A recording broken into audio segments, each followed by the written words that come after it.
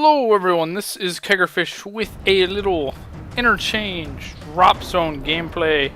Take no prisoners, comrades. And there are four main topics I want to discuss with you guys today. First, it's one combined topic which includes three different things, and then another major topic. So, three of the four are just part of one huge one, but I'll get to that in a second. So, the first thing I want to discuss is the fact that the AKU is being brought back in Modern Warfare 3. This has been confirmed not only by people going through the files on PC and finding out that it does already exist in the multiplayer data, and the campaign can start in the campaign, as we all know. But Infinity Ward, through the begging of the fans of the franchise and the fan of the gun, have confirmed that they will be bringing back the AKU, Shipment, and Rust in the next major Modern Warfare 3 DLC. Shipment and Rust will be face-off maps, and the reason that I'm so overwhelmingly glad that they are face-off maps is one. Think of the four guns in Modern Warfare 3 that are overwhelmingly overpowered at close range are dominant on almost all maps. They are the Striker, the USAS-12, the Type 95, and the FMG9s. The Striker, for instance, not only does that thing have the stupid ability to randomly one-shot, it also has the highest fire rate of all the shotguns in the game. Next to the AA-12, which is essentially a hairdryer, if you will. It also has a range comparable to the SPAS-12. It's not fun to go up against. Imagine having 6 Striker users using FMG9s as their secondaries on Shipment and Rust. If you have played Shipment and Rust on Modern Warfare 2 and Shipment on COD 4, you would understand how rage-inducing and shitty that would be. The maps literally would be within, no matter where you are on that map, you would be within range of the Striker and the FMG9. The FMG9s are secondaries, yet they kill faster than, I would say, 80% of the primary weapons. Type 95, the ACR, probably being the only exceptions to that rule. They can also essentially one-hit you across the map sometimes. It's happened to me, and the person normally isn't even using steady aim. That is the worst part of it. It doesn't make sense.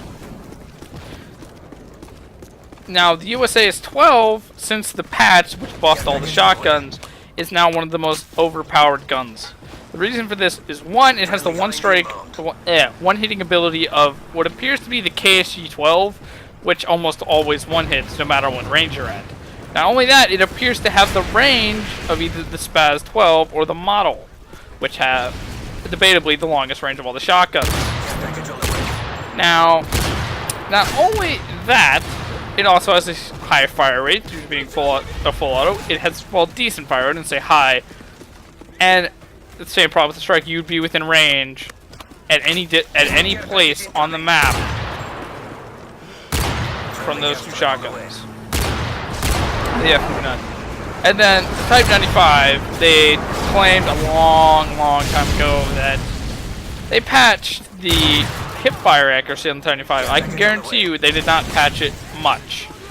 Because honestly, use the Type 95 without steady aim, and you'll still, if you are aiming when you spray, you will be getting one-shot bursts with it often. When I say often, I mean at least one out of, I don't know, at least half of every, actually no, it's more like every 6 out of 8 shots that you do at any range between, I would say, 5 feet and 20 feet, you'll be getting one-shots. Now, even in the face-off players, which can only go up to 3v3, I have a feeling these maps will still be annoying because you can still use the Striker and the FMG9s and all that. But another thing I want to point out is the Ak74u, if we go by the Black Ops and the COD 4 one, it's fairly good. And by good, I mean it can be considered overpowered. I'm not saying it is completely, but it depends on what concept they go. If they go by the AKU and Black Ops, where rapid fire and grip on that thing made it a god gun, or even extended mag something made it exceedingly good. But all the other guns, but relatively all the SMGs besides, say, the PM63, the Uzi, and maybe the Kaparis are a little bit underpowered in Black Ops. All of the guns in Black Ops were relatively balanced, unlike Modern Warfare 3, MW2, and COD 4. COD 4 being the M16, the AKU, the MP5, and the AK-74, or AK-47, I should say.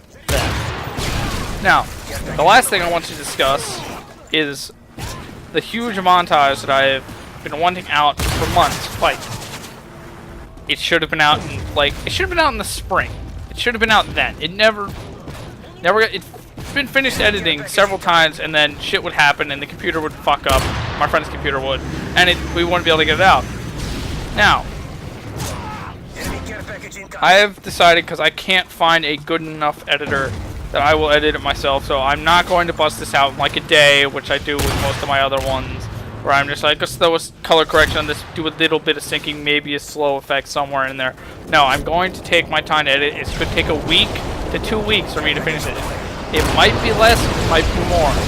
The reason for this is I don't know how to edit much. I have a computer that could easily edit anything, and I could run every editing program known to man with no problems. So the render time and everything won't be the bad part. The bad part will be the fact that I have to learn how to edit, because I know almost nothing when it comes to editing. That'll be what'll make this montage take longer to get out than, say, normal. Thankfully, I'm not going to over-edit it, because one, I personally don't like over-edited montages. I think most of them look pretty bad unless they're done skillfully. And it will be a simple edit, and my friend is making color corrections that I can use, and I just place in the Magic Bullets folder so I can use them. And because we all know my color corrections are pretty shitty looking. They're pretty bad. So I might use one of his. I might see if I can find another one, like say an editing pack or something. But the plan for that is I want to get it out in the next 2 weeks. I don't know if it will happen. Hopefully it does. I'm not going to give it a 100% definite answer on that. But I hope you guys will enjoy it when it does come out, because it is going to be the montage that I've spent the most time working on. Mainly because when I started making it, I wouldn't say as good, but I was nowhere near, yeah, I guess you could say as skilled or good as I am now at getting clips or getting higher standard clips. So the clip standards are going to be my standards normally, but they're not going to be. No, they are going to be above all my other stuff. So, they are the best clips I have that I haven't used. Say, the clips that I have used that I would actually use in that montage is, say, the 5-man multi-kill I got on Lockdown in my first monthly montage series. Or the first Fishing with Clips, or Fishing for Clips episode. That was a good clip. That was a really good clip. Or the 5-man for the ending clip on, I can't remember the map's name. It's a new map, and I've only played it like 3 times. Whatever. That was a good clip, because that was the second game I had been on all day, and that would have. It kind of holds a special place to me, because it was like, oh, this is the second day back from vacation. Awesome clip. Fuck yeah. Or second game back from vacation. But essentially, the montage will be out in hopefully a week to 2 weeks. Hopefully. But on how badly or how much I edit it, I'm not too sure, and depends how quickly I memorize how to do all the effects, so I don't have to go back to the video and check so I didn't fuck something up or something like that. It shouldn't take too long for me to do that, because that's kind of common for me to easily do. I guess that didn't make much sense, but either way, the gameplay is coming to an end. I hope you all enjoyed the gameplay, and when Rust, Shipment, and the AKU come out, I will do a commentary on them. I might do a live comm over terminal just to say my impressions of the map while I'm playing it, because I know some people may have not played an MW2. Plus, there is a slight difference from MW3 to MW2, just a little bit, but not much. It's mainly to do with, I think, spawns And some of the things they have done in the match you can't really tell. But that's the end of the gameplay. It is a... I think it's either a 70 or a 75. Let's see. It is a 70 and 25. And I will see you guys in my next video, which will be a Dare of the Week. See ya.